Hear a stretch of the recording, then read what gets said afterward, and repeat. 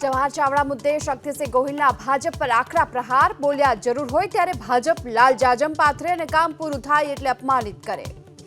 એ સ્વાભિમાન માટે અવાજ પણ ઉઠાવે છે। આ તો એક ટ્રેલર છે, આખું મૂવી આગળ આવશે।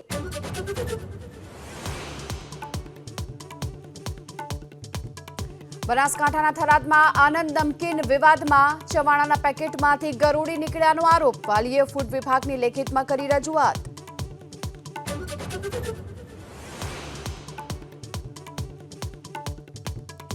બેટ દ્વારકામાં ભક્તોની ભારે ભીડને લઈ ટ્રાફિક જામ। પાર્કિંગ સ્થળેથી રોડ સુધી ટ્રાફિકને લઈ કલાકો સુધી અટવાયા લોકો।